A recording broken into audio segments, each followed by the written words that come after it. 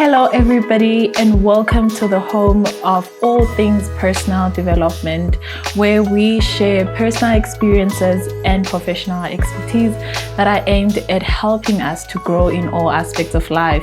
I am so excited. If you don't know who I am, welcome. My name is Tuwelihle Maduma. This is going to be a lovely conversation, so I advise that you do stay tuned. If you are already part of this family, welcome back. And to you who's coming in for the very first time, please do not forget to subscribe, comment down below, like, and of course, share this platform. The conversation today is something very close to my heart because I know that there are very few women in this industry, and I just had to get this lady. The minute I found her on Instagram, I was like, yes, where have you been all my life? My goodness, she has over 10 years of experience in the tech industry. She is so passionate about women and girl development, especially in the STEM education, technology, and innovation. And of course, she is a mother, a wife, but wait, she also is the founder and CEO of LadyTech Africa. I am speaking about the one and only Lerato Boikanyo. Hi, Tuwa. Hi. Thanks for having me on your platform. Thank you so much for coming. That introduction doesn't sound like me. It is absolutely you, and I love it. You're doing amazing work, man. Thank you. Thank you so much. Thank you so much for coming through. So tell us a bit about Lerato. Where were you born? And how was childhood growing up? Lerato is a girl from Soweto. So I grew up, most of my childhood I grew up in Dube, Soweto. I can say I had a normal childhood, growing up in the streets, playing with friends. And I also grew up at a time where all parents are your parents. So if your friend's mother catches you doing funny things, you already know that you are in for it, so I can say I had a lovely childhood. I have a sister and I was raised by a single mom. I guess now as an adult, I can see some of her struggles. But as a child, I never felt that, she's alone. And so my childhood was filled with love and just growing up in the community, being able to was relatively safe. At those times, so playing in the streets, friends, we are all, as a community, we are all a family. So that's basically my childhood. So having this normal childhood, there's nothing normal about a woman in the tech industry. Especially, I think now we are evolving, but back then it wasn't something that's very common. Definitely. First of all, I want us to start off with you telling us what exactly does it mean to be in the tech industry? What is that? Well, I can say it's fast-paced. You need to be constantly learning. Technologies are improving all the time. There's new technologies emerging. So it's a fast-paced but fun environment to be in. It does have its challenges, but I guess they are part of the industry. And having worked for over 10 years in the industry, it's something that you expect now. So it doesn't really catch you off guard anymore. So technology is a fun space to be in, where you see technologies, where you see products from inception to when people get to experience those technologies. So it's quite a fun environment to be in. And it's also broad. When people think technology, they only think computers, phones. But like me. There's a lot. It's broad. Yeah. What drew you in? Like, when did you have a light bulb moment? Like, definitely, this is what I want to do. I wouldn't say it was a light bulb moment per se. Actually, when I finished matric, I wasn't even sure what I wanted to study. But because I was doing the science and maths, and when I was looking through the prospectus it's UJ now, I saw all these chemical, mining, all these other engineerings, and I was like, there's no way. So initially my plan was to study industrial engineering, but I'm glad that path never worked out for me, because my reason really was just because it just sounded much easier than the other. But I didn't really understand what it's all about, what it entails, what someone who's an industrial engineer does. So then there were challenges where I got into the program, but I didn't secure funding. So then I couldn't continue with that. That dream died down. But along those times, it was a time where technology, IT, information technology, was a fairly new topic, and it was around the time where there were talks about the millennial bug that was going to wipe away our information off the face of the earth. So I was like, actually, you know what? I want to know, what is this? How does it even happen? And that's where my interest in technology started. And yeah, that's how I got, you can say that's how I got in. That's how I made the decision, basically. So it's not, I didn't have foresight to say, when I finish school, this is what I'm going to study. It was a journey. It was a journey, yes, that led to that. So you got to finally work. I know you got your qualification from Rosebank. From Rosebank College, yes. So you finally got your qualification and you worked your first job. Yes. Take us back to the first time you felt like, this job, this is something that I really want to do for the rest of my life, or something that I'm passionate about. I wouldn't say I got that feeling from the beginning. Yeah. I remember one of my very first jobs, even when I went through the interview, even in the interview, I had a panel of men, white male, interviewing me.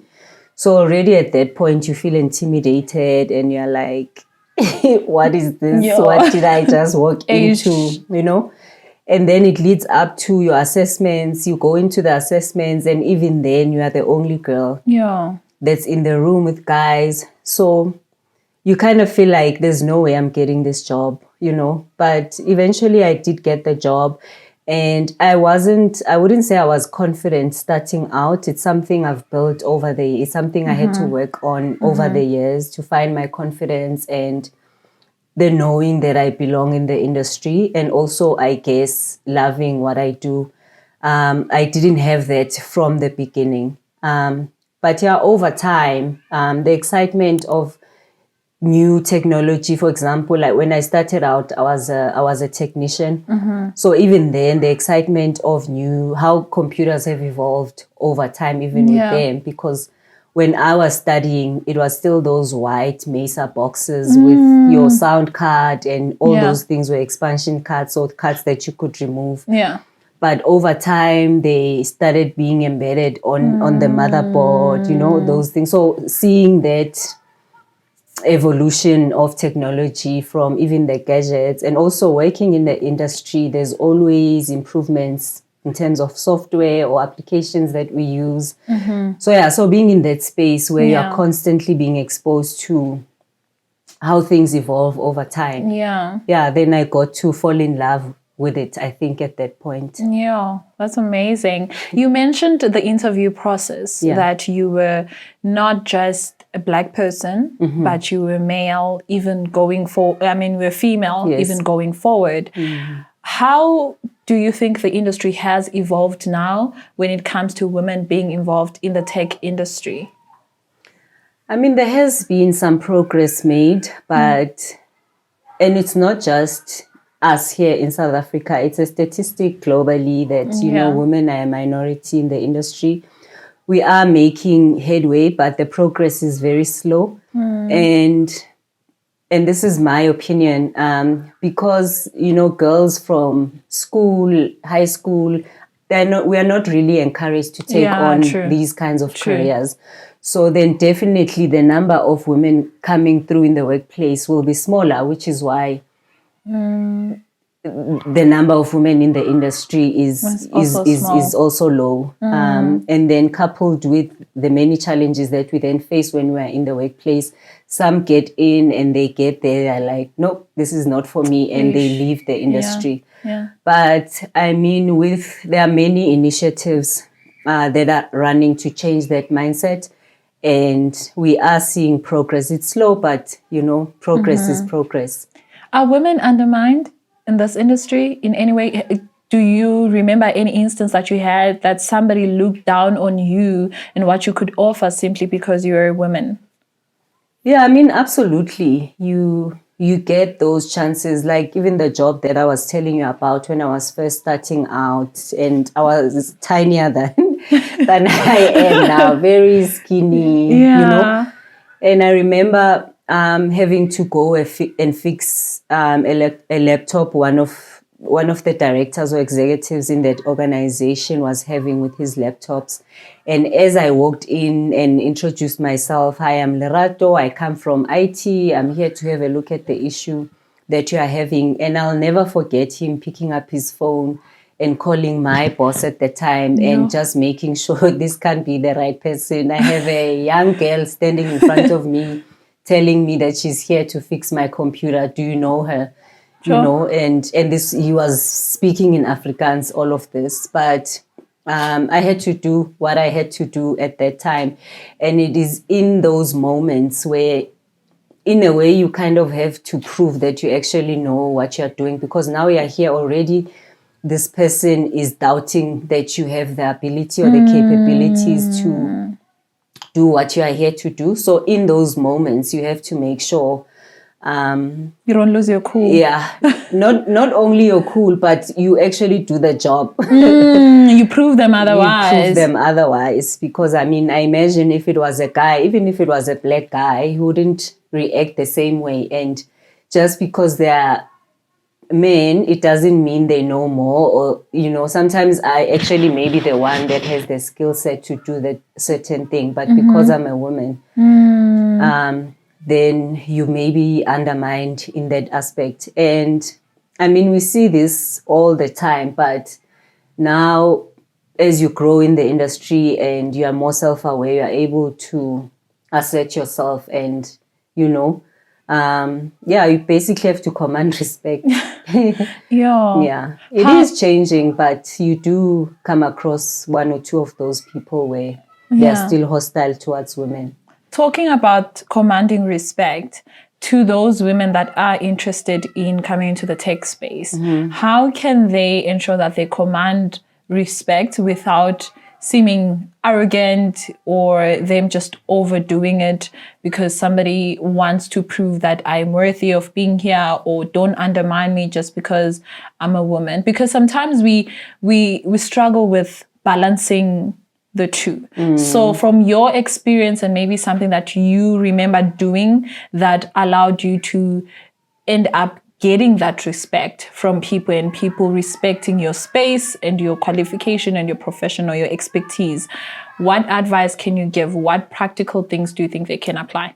So it's a number of things, right? Firstly, yes, I mean, we have the qualifications, but once you get into the workplace, you have to make sure that you know whatever your role is, because the roles are different. So you have to make sure that you are on par, you actually know your work very well, because a lot of the times what they are questioning, it's not really or it's a combination rather of you being a woman and whether or not you are able to do the job. Yeah. So you can command respect in that way, making sure that you are able to actually deliver on whatever it is that you do. But also, I guess, even though at the time I didn't really have the language for it, but now we hear about mentorship all the time. And mentorships can be direct or indirect. So you can look up to someone even within the organization that you're in, and you can learn some of the things, how they speak, how they project their voice when they speak, because sometimes you speak, you speak with your inner voice, but you want people to respect you. So how you speak, and mentorship also within the industry is not only from another woman, so it can be from men as well. there's a lot that you can learn even from them, how they speak to other people, because I think a lot of it is how you interact. Yeah. And also learning to build those relationships, because once you have like some kind of relationship with someone, then it makes the working relationship easier. Yeah. You don't always get it right, but it is worth a try. And another thing, especially when we are incoming into the industry, sometimes it's a relatively casual industry, Sometimes you can even use how you dress for people to respect you, So how you show up. Yes, we are allowed to just show up in our jeans and all stars, like no one cares. But, sometimes even if you wear your formal pants with your sneakers, so even that makes a statement on its own. Yeah, so I guess it's a combination of those things. Finding mentors, people that you can look up to, and sometimes just watching from a distance how they move around helps. If you can get someone who can mentor you when you are faced with actual situations in the workplace, you are able to speak to them, and they can sort of guide you how to navigate those challenges. But yeah, it's a combination of all of these things. I love that. I know, especially in the Black culture, the whole idea of getting a mentor, getting someone who is above you to actually walk with you in a path, it sounds like getting a counselor or a therapist. Yes. And that's something that we didn't grow up around or for us to even accept. We've never seen it. No, we have never seen it. But now I can see that we are becoming more and more open about it. Is there any woman that you grew up or have recently came across that you feel like is an inspiration for you in the technology industry? Yeah, in the tech industry, definitely there's lots of women, especially using platforms such as social media. Using it as a tool to connect with other women, but also to see other women that are doing amazing work, and you feel inspired. Yeah. But I wouldn't say there's one woman. There's just a number of women that are doing amazing work, whether in their careers, in the corporate environment, or as entrepreneurs. And I look at them just going for it, and I feel inspired by that. But I also don't limit myself to people in the tech industry. I also look at people in other professions because they may have a quality that you can, take from them and you can apply in your own life or your own situation. Yeah. And also I find podcasts or platforms like your platform, many people come onto these platforms and they actually speak about their lived experiences. So I draw inspiration even from those conversations. So it might be someone that's like a doctor, but they may speak about a topic that I'm actually currently facing, and I can take something from that conversation and see how can I implement this in my own environment or in my own industry. So I wouldn't say I just draw inspiration from women in tech, them definitely, but also I look outside. So you didn't like grow up idolizing someone? No, I wouldn't say. I know people always say Oprah. But no, for me, no, it wasn't really that. Oh, I love that. So I feel like you're that person who draws from different people, because you understand that somebody might offer personal expertise while somebody has a personal experience that you might resonate with. Yeah. Beautiful. So you draw these different things from these people and you make your own. Yeah. Your own Talking about this great women, now let's talk about you being this great woman that you are, and how I actually got to find out about Lerato. I am one person who is very much passionate about growth, especially in the female aspect, because I think I struggled a lot when it comes to my own self-esteem, confidence, and worth, and just growing up being this so-called independent, strong woman. So to find women that are actually passionate about building that for girls is something that I just cannot resist. And I had to get in touch with you. So I want us to talk about LadyTech. But before we get into that, I know you had an event recently. Yes. Which my heart breaks because I really wanted to go there. You were mentoring matriculants. You were doing a career expo, if I'm not mistaken. Yeah. So it was actually aimed at grade 10s and 11s, but more grade 11s showed up for the events. Yeah. Tell us about that. What was the mission for that event? What was the vision? What did you want to achieve? So it's something that has always been in my heart to do, but I guess perhaps I wasn't ready, before this year, this time. But what that was is to bring career awareness to the communities similar to where I come from, township, Ekasi. And wait, you did it at Dube? At Dube. Where you come from? Where I come from. Talk about giving back. Yeah, so it was important for me that I start there. Yeah. And a lot of it has to do with the challenges that I also faced as a young person. And when I was growing up, we didn't even have social media yet. Those times. And sometimes when you don't have an older sister to kind of who's far ahead or much ahead of you, and they can give you that guidance that why don't you try this? This is how you do this. So you don't have that. So I know a lot of challenges is access to resources. So it would be like internet or a computer, it's things that, or even a smartphone, it's things we take for granted because it's so easily accessible for us. True. But for a lot of young people from the township, it's not their reality. Yeah. So it was to bring that career awareness to them. But obviously, because my focus is more promoting STEM education, we wanted to highlight that more. It was well received. The students actually showed up in numbers, and we woke up that Saturday and it was freezing, and I was like, "There's no way these kids are gonna come." But they came. We had 121 students that were there, and there was career talks that was arranged for the day, and not just career talks, but also about purpose and intentional living as a young person. And then we had Saibono, their career center, join us on the day, as well as their ITC academy also joined us on the day to just expose learners to STEM and the various career options that are available to them. So there were drones there that they got to see, and virtual reality stuff. So, I could see how that actually opened their minds up to things that they never even knew existed, how they were engaged in those sessions and asking questions. There's a lot to improve on. It was our first initiative of that nature, but it actually proved that there's a need beautiful. for it. Yeah. Which I believe that's one of the reasons you started LadyTech Africa, that you saw a need. Yes. What is it that you hope to achieve through this company?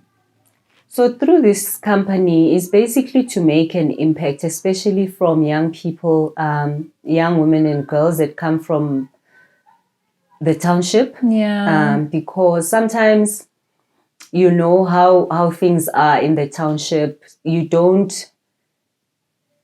Having positive role models is not something that you see all the time. It's a privilege, hey? Yeah, so you won't always have someone in your life that you can look up to and aspire to be like.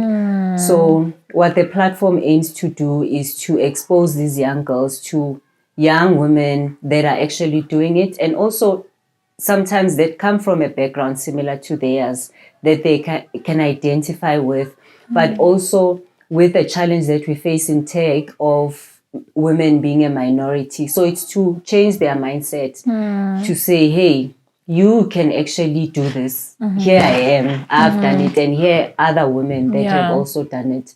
So to spark that interest in STEM education, and hopefully in the future also actually empower them with actual skills that they can use. How the future of work is moving, all jobs of the future will have a technology aspect to them. So whether you are choosing to be in technology or you're choosing other careers. Like I was even speaking to them, telling them that even in the legal profession, there's tech legal now. Yeah. They are looking for legal engineers. We are seeing data scientists being hired in that industry. So all other industries will have something that has to do with technology in them. So it's just to bring that awareness to them, to expose them that there's things like this. Because teachers teach them, they get exposed to that. Police, they wear the uniform, that's a policeman. But people who do this profession, you won't see me without me telling you that this is what I do. I used to identify you guys with glasses. Yes. So I'm like, why are you not wearing glasses? You see, I actually do. You see? I do wear glasses. But yeah, so those things to say, this is what a tech professional looks like. Yeah. Oh, that's beautiful. And how has it been so far? I know that it's not easy starting a new company, especially starting it within this industry, targeting particularly women who are a very limited number. How has it been for you so far? So I guess I was also maybe at the beginning not so clear of what exactly it is I wanted to achieve through the platform. I mean, I started out just blogging, and I remember a friend of mine saying, but I'm not hearing your voice in the platform. A lot of these things, but also maybe because she's also in the industry, I can see that a lot of the content you're putting out is more researched, and she was spot on, because at the time I was doing a lot of reading, research, and seeing all these statistics around the world. But this year, I guess my mind towards it had to change, that actually, if you are carrying on with this thing, what are you trying to do with this platform? Where do you want to see it go? And that mindset shift has helped a lot in terms of some direction where I want the platform to go. But when you are starting out, people are not sure yet. What is this one trying to do? Who is she? This one? Yeah, who is she? Where does she come from? So those challenges of being like a trusted platform or a trusted brand, but I guess that all comes with starting something new. But it helps to surround yourself with like-minded people, even if, like I said earlier, even if they are not necessarily in tech, but people that know what it is to be in the field and start something. And so surrounding myself with those kinds of people helps a lot. I'm also learning as I go. I mean, I don't know anyone from my family that started a business before. So it's not something I've seen happen. So now I'm also trying to start something that I've never seen in my family. So there will be challenges, but If you had to pick only 3 people in the world, famous people, or I might not know them, but probably you do, whether in your industry or outside of your industry, that you believe, if you were just to have these 3 people as very close friends or like business partners, who will they be? Even if they are dead, it's okay. Even if they've passed away.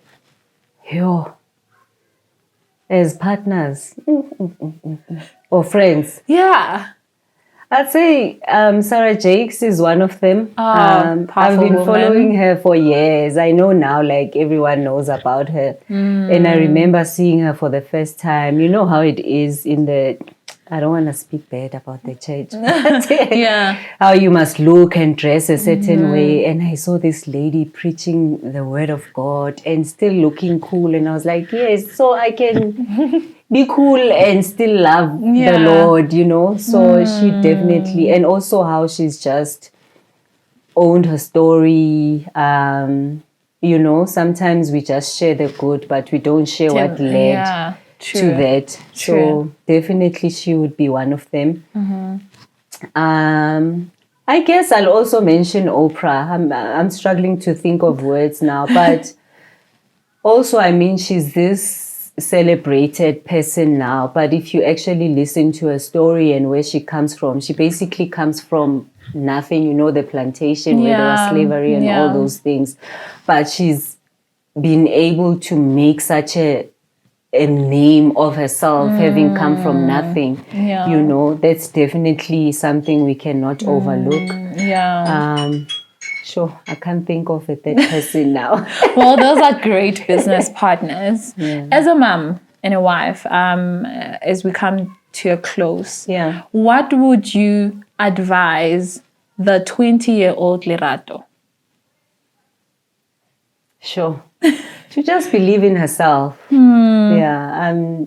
Confidence and believing in myself is something that I really had to work at. And I guess because I'm generally like a shy and reserved person. So when you are growing up and you are that kind of person, I guess you just learn to move around without being noticed. But as you grow, you can't move about your life like that. So I definitely say she must speak up more.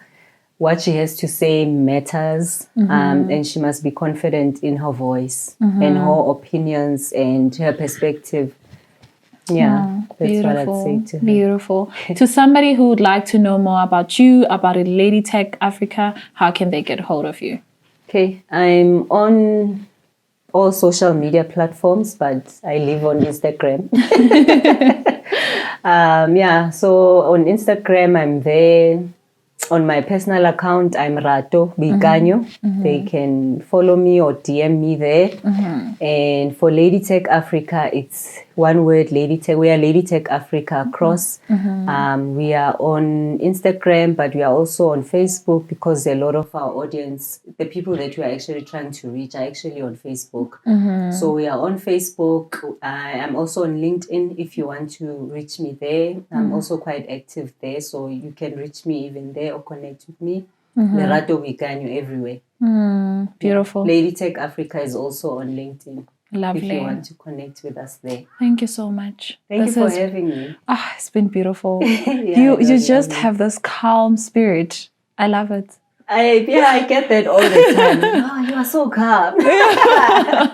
I love it. I love it. Thank you so much, Thank Lerato. you for having me. This was lovely. Thank you. Thank you, everybody, for joining me. I'm hoping that you were as informed and blessed as I was. Until next time, take care and God bless. Bye-bye.